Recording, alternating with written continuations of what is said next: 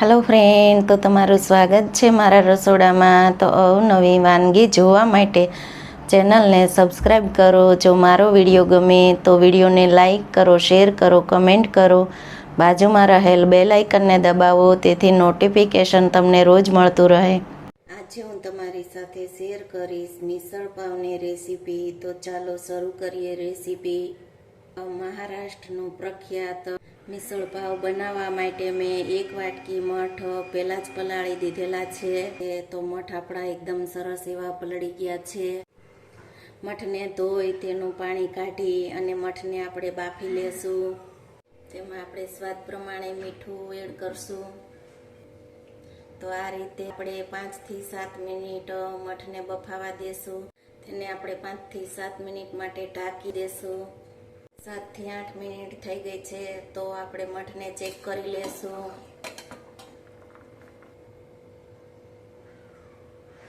મઠ એકદમ સરસ એવા બફાઈ ગયા છે. ગેસને બંધ કરી દેશું. મઠનું પાણી આપણે આ રીતે ચાયણામાં મઠને કાઢી પાણીને આપણે અલગ રાખી દેશું. આ પાણીને આપણે મિસળ બનાવવામાં ઉપયોગ કરશું. ઇન્ગ્રીડિયન્ટ્સને તેલમાં રોસ્ટ કરવા માટે આપણે 2 ચમચી તેલનો ઉપયોગ કરશું. સૂકું લાલ કાશ્મીરી મરચું, સૂકું ટોપરું. 2 મિનિટ ટોપરાને તેલમાં સતળાવા દેશું. ટોપરું લાલ થઈ જાય ત્યાર પછી બીજા ઇન્ગ્રીડિયન્ટ્સને એડ કરશું. ટોપરું એકદમ સરસ એવું સતળાઈ ગયું છે. 3 લવિંગ, તજનો ટુકડો, 2 એલચી, 5 થી 7 મરી, 17 થી 18 કળી લસણની. તો આ મસાલાને આપણે 1 મિનિટ માટે સતળાવા દેશું. મીડિયમ ગેસની ફ્લેમ ઉપર જીરું,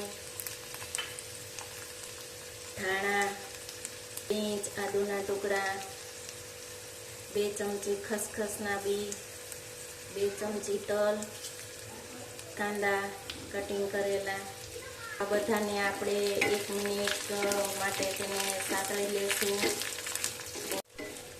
તો કાંદાને એકદમ સરસ સતળાઈ ગયા છે. તો હવે આપણે ગેસને બંધ કરી દેશું. 4 થી 5 મિનિટ રૂમ ટેમ્પરેચર ઉપર તેને આપણે ઠંડુ થવા દેશું. રોસ્ટ કરેલા મસાલા ઠંડા થઈ ગયા છે, તો તેને આપણે પ્યોરી બનાવી લેશું. મસાલાને આપણે મિક્સર બાઉલમાં એડ કરી દેશું. સૂકું ટોપરાનું ખમણ એડ કરશું. 2 થી 3 ચમચી પાણી એડ કરશું પ્યોરી બનાવવા માટે. મસાલાની પ્યોરી બની અને તૈયાર થઈ ગઈ છે. તો આ રીતની પ્યોરી બનાવવાની. પ્યોરીમાં 2 થી 3 ચમચી પાણીનો ઉપયોગ કરવાનો, તેથી આ રીતની થીક પ્યોરી બને. તો ચાલો હવે આપણે મિસળનો વઘાર કરી લેશું. મિસળ બનાવવા માટે તેલ આપણે અડધા વાટકાથી વધારે લીધેલું છે. તો તેલ ગરમ થઈ ગયું છે, તો કાપેલ ડુંગળીને આપણે એડ કરી દેશું. લીલું 1 નંગ કાપેલું મરચું એડ કરશું. 1 ચપટી હિંગ એડ કરશું.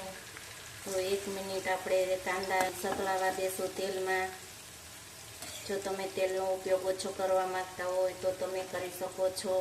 મેં તેલનો ઉપયોગ વધારે કરેલો છે. મિસળમાં તેલ વધારે હોય તેના માટે. અડધી ચમચી હળદર પાવડર, 2 ચમચી કશ્મીરી લાલ મરચું, 1 ચમચી ગરમ મસાલો. મસાલાને 1 થી 1.5 મિનિટ આપણે પાકવા દેશું. ગેસની સ્લો ફ્લેમ ઉપર આપણે મસાલાને પાકવા દેશું, તેથી મસાલા આપણા બળે નહીં. તો મસાલા આપણા એકદમ સરસ એવા પાકી ગયા છે. તો તેમાં આપણે આ પ્યોરીને એડ કરી દેશું. બધી જ પ્યોરીને આપણે તેલમાં એડ કરી દીધી છે. પાણીની જરૂર પડે તો આપણે પાણીનો ઉપયોગ કરશું. આપણે 3 થી 4 ચમચી પાણીનો ઉપયોગ કરશું. તો આ રીતનું તેલ છૂટું પડે ત્યાં સુધી આપણે પ્યોરીને પાકવા દેવાની. પ્યોરી આપણી એકદમ સરસ એવી પાકી ગઈ છે. તો તેમાં આપણે મઠને એડ કરી દેશું.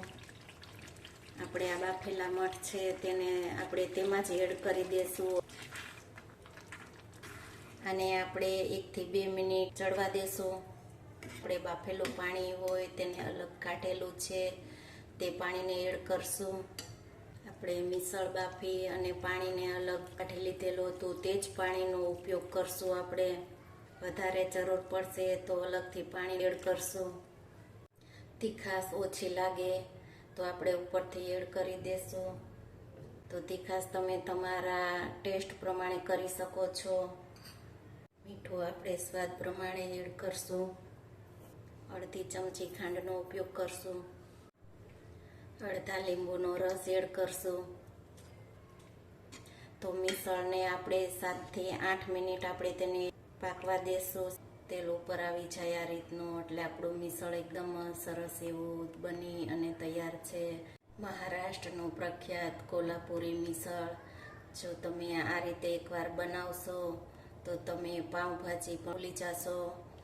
તો એકદમ ચટપટું અને ચટાકેદાર મિસળ બની અને તૈયાર છે. આપણે ધાણાને એડ કરી દેશું. આપણે બટેકાનો મસાલો બનાવવા માટે 2 ચમચી તેલનો ઉપયોગ કરશું. તેલ ગરમ થઈ ગયું છે તો લાંબી સ્લાઇસમાં કાપેલી ડુંગળીને એડ કરી દેશું. ડુંગળીને 1 મિનિટ માટે તેલમાં સતળાવા દેશું. ડુંગળી સતળાય ત્યાર પછી આપણે લીલા મરચાંને એડ કરશું. તો ડુંગળીની 1 મિનિટ થઈ ગઈ છે તો લીલું કાપેલું મરચું એડ કરી દેશું. તો મરચું તમે તમારા ટેસ્ટ પ્રમાણે લઈ શકો છો. 1 ચપટી હિંગને એડ કરશું. સારી રીતે સાંતળી લેશું. પછી નાની ચમચી હળદર પાવડર એડ કરશું. બાફેલા 2 નંગ બટેટાને આપણે એડ કરી દેશું. બટેકાને આપણે પહેલાં જ બાફી અને મેશ કરીને રાખી દીધેલા છે.